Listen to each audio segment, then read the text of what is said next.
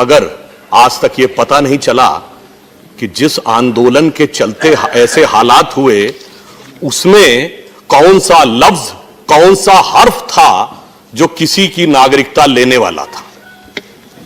इस बात की वेदना है।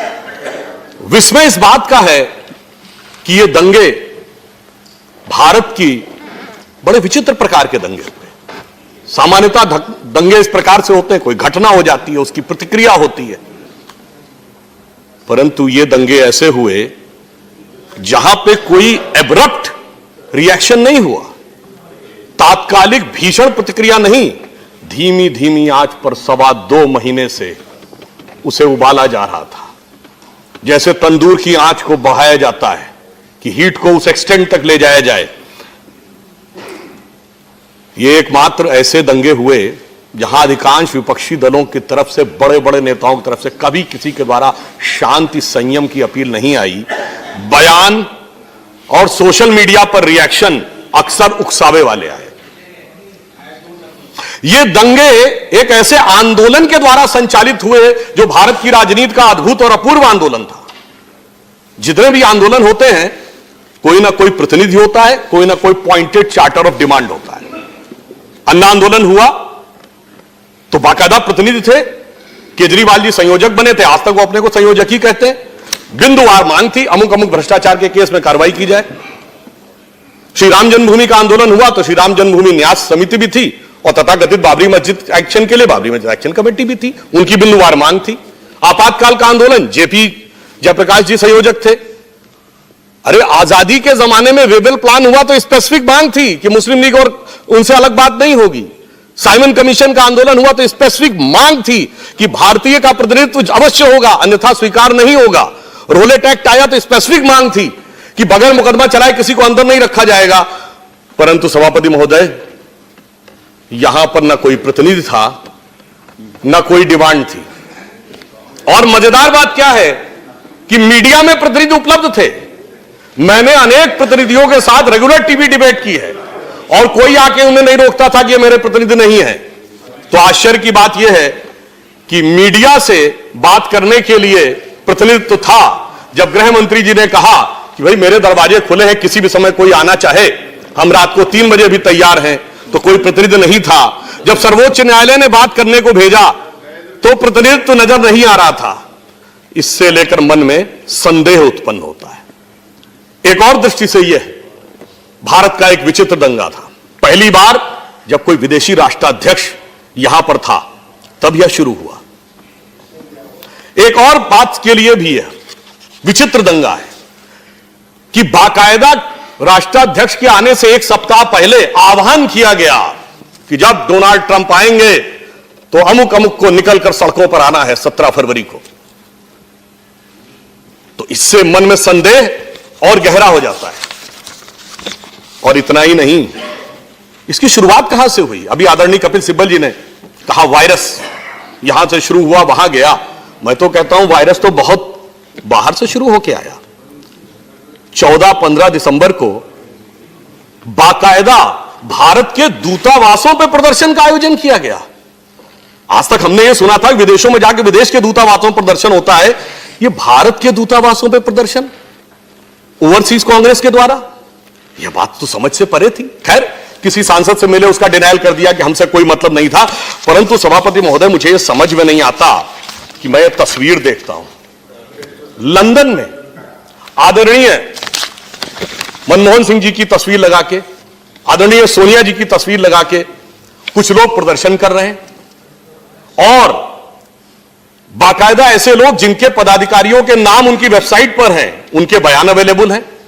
अरे भाई, अपनी सरकार को सुनाने के लिए यहां बात कही जाती है, बाहर किसको सुनाने के लिए बात कही जाती है? विदेशी मीडिया में 4 बातें निकलती हैं, बड़ी प्रसन्नता होती है। विदेश का कोई संस्थान प्रश्न पूछ ले तो बड़ी प्रसन्नता होती है। और डोनाल्ड ट्रंप जी के दौरे के दौरान क्यों किया जा रहा था? ताकि विदेश में बात हो। अरे क्या आवश्यकता है आज विदेश को इतना सुनाने की? अब हम अलग लेवल पर आ गए हैं, कोई जरूरत नहीं हमें लंदन में सुनाने की।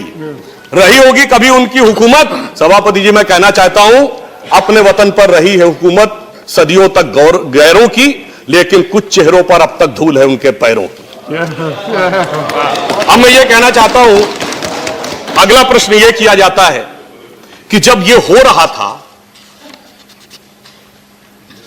तो गृह मंत्री जी कहां थे? कल गृह मंत्री जी ने उसका उत्तर दिया है। आप ये समझिए, जब अमेरिका का राष्ट्रपति भारत के दौरे पे हो, जिसका थ्रेट परसेप्शन वर्ल्ड में नंबर 1 रहता है, और खासकर तब जब बगदादी और सुलेमानी की घटना के बाद हो, तो थ्रेट परसेप्शन कितना हाई होगा। भारत की सुरक्षा एजेंसी और दिल्ली पुलिस को कितने प्रकार के राष्ट्रीय अंतर्राष्ट्रीय डायमेंशंस के बीच में गृह मंत्रालय को काम करना पड़ रहा होगा, समस्त संभावनाओं को देखकर काम करना पड़ रहा होगा। तो इसीलिए जो आप बात कहते हैं कि कोई घटना किस लिए हो रही है, 24 फरवरी, 25 फरवरी, 26 फरवरी, 27 फरवरी, गृह मंत्री जी ने क्या किया, यह रिकॉर्ड पे अवेलेबल है। 24 फरवरी को, जी बिल्कुल बता रहा हूं, 24 फरवरी को शाम को 7 बजे राष्ट्रीय सुरक्षा सलाहकार और आईबी के निदेशक के साथ बैठक हो रही थी। सुनिए, दिल्ली अपर आयुक्त के साथ बैठक हो रही थी। रात को 1 बजे तक इस विषय के ऊपर सजगता के साथ नजर रखने के लिए बैठक चल रही थी। 25 फरवरी को दिन की शुरुआत अधिकारियों के साथ समीक्षा बैठक से होती है। दोपहर 12 बजे नॉर्थ ब्लॉक में प्रमुख राजनीतिक दलों के अधिकारियों के साथ आते, इनके नाम पिछले सदन में भी बताए गए, वो सारे लोगों के साथ बैठ के बैठक होती है। 26 फरवरी को वरिष्ठ अधिकारियों के साथ और मंत्रिमंडल के लोगों को भी इस विषय में बताया जाता है। शाम के समय गृह सचिव, आईबी निदेशक, पुलिस आयुक्त के साथ, वरिष्ठ अधिकारियों के साथ गृह मंत्री जी की बैठक होती है। 27 फरवरी को दिल्ली में व्याप्त स्थिति के बारे में गृह मंत्री अधिकारियों के साथ समीक्षा बैठक लेते हैं। गृह सचिव और आईबी के चीफ के साथ समय समय पर जानकारी रखने के साथ दिल्ली पुलिस के हर गतिविधि पर नीतिगत निर्णय लेने के लिए क्षण प्रतिक्षण वहां उपस्थित थे। आपके इस प्रश्न को अर्पित गृह मंत्री के दिवस का क्षण क्षण समर्पित। अब मैं यह कहना चाहता हूं, इतना ही नहीं, एक बड़ी विचित्र बात मुझे लगी। आह्वान किया गया कि डोनाल्ड ट्रंप आएंगे तब यह करना। कल बताया गया कि पहली घटना 24 तारीख को दोपहर 2 बजे हुई और 25 तारीख को मध्य रात्रि पे आखिरी घटना हुई और उसके बाद स्थिति नियंत्रण हो गई। अब जरा यह देखिए, इस प्रकार की घटनाक्रम बड़ा विचित्र संयोग है कि डोनाल्ड ट्रंप की यात्रा के साथ तिथि नहीं, वार नहीं, घटी और पल का भी मिलान हो रहा है। मानो पंचांग के पूर्व निर्धारित राहु काल के समान पहले से तय था कि अब शुरू होगा और इतने बजे समाप्त हो जाएगा। इसलिए यह संदेह और गहरा होता है, यह संदेह और गहरा होता है कि यह ऐसा क्यों किया जा रहा था। अब यहां पर मैं कहना चाहूंगा, जो कुछ 2-2.25 महीनों से हो रहा था, उसके लिए 72 दिन तक जो आग सुलगाई गई, दिल्ली पुलिस ने 36 घंटे में उसको बुझाने में सफलता पाई। यह अपने आप में एक महत्वपूर्ण उपलब्धि है। आपने तमाम वीडियो देखे होंगे, अभी कपिल सिब्बल जी ने भी कहा हाईली डेंसली पॉपुलेटेड इलाका है, शायद भारत ही नहीं एशिया का सबसे डेंसली पॉपुलेटेड इलाका है। इसके बावजूद आपने कभी देखा कि पुलिस पीछे हट रही है, पुलिस भाग रही है, पुलिस का एक जवान शहीद हुआ, पुलिस के डीसीपी का हेलमेट टूट गया। हेलमेट नॉर्मल प्रक्रिया में नहीं टूटता है जब तक बहुत हैवी रॉड के साथ बार बार ना आघात किया जाए। इसके बावजूद मुख्य सड़कों पर कार्रवाइयां नहीं हुई। टॉप के पीक के आवर्स में ऐसा तक सुनने में आया कि प्रति मिनट 10 से 12 पीसीआर कॉल्स आ रही थी। आप सोच सकते हैं उस परिस्थिति में जिस प्रकार की दक्षता का परिचय दिल्ली पुलिस ने दिया है, मेरे विचार से तो वह अत्यंत सराहनीय है। हां, एक बात जरूर हो गई है कि आजकल इस समय दिल्ली पुलिस की हालत बेचारा इराक की तरह हो गई है। आप कहेंगे इराक क्यों?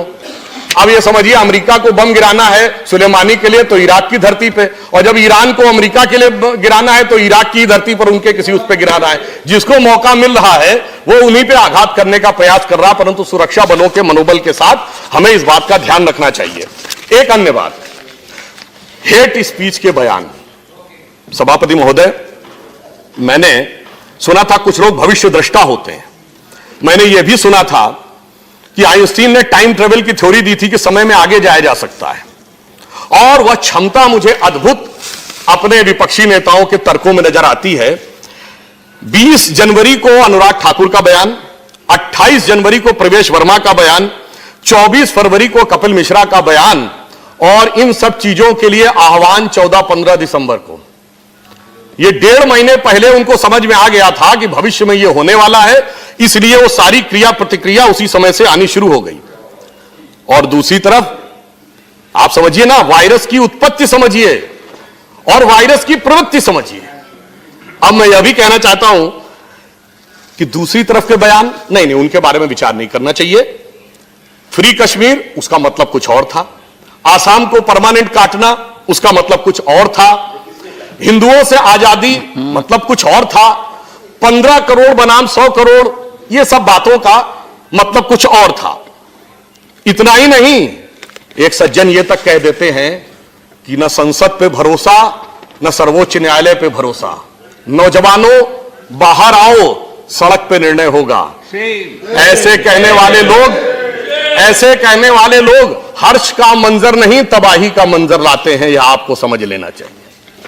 इसलिए मैं ये कहता हूं कि यह जो कुछ हुआ, कहां से शुरू हुआ? जो कहा गया उसे सुना ना माना जाए, जो नहीं कहा गया उसे सुना मान लिया जाए, जो सीए में नहीं लिखा उसे पढ़ा मान लिया जाए, और आपकी कमेटियों ने जो लिखा था उसे न माना जाए। विचित्र तर्क है।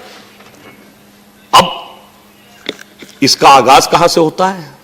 अमानत में खयानत के साथ।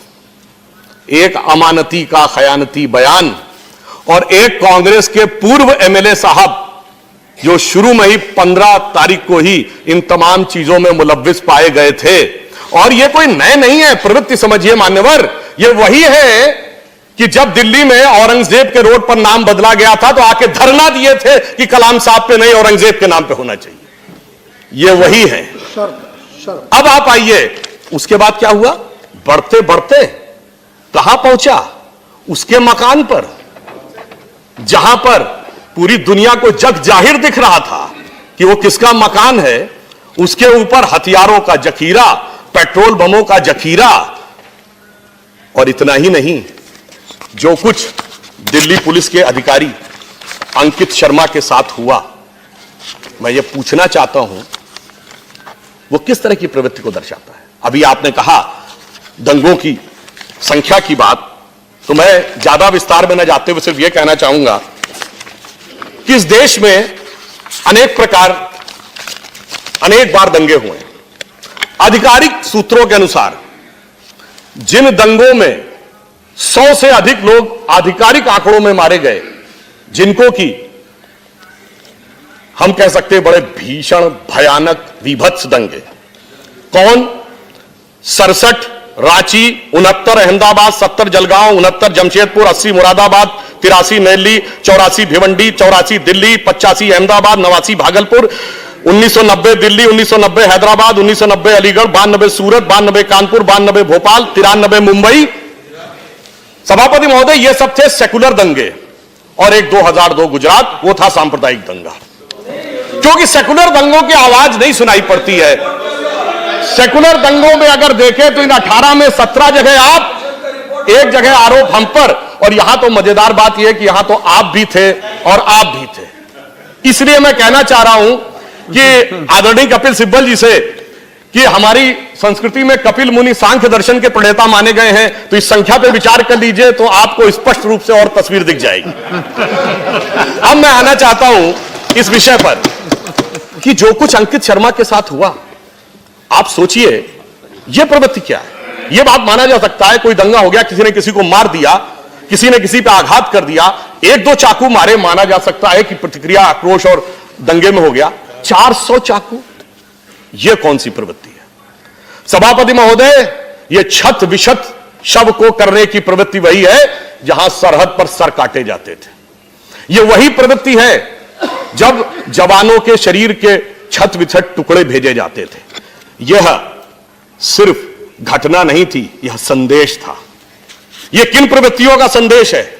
यह उन प्रवृत्तियों का संदेश है जो कि राष्ट्र के विरुद्ध कार्य करने के लिए सतत प्रयत्नशील हैं, आज से नहीं बरसों से।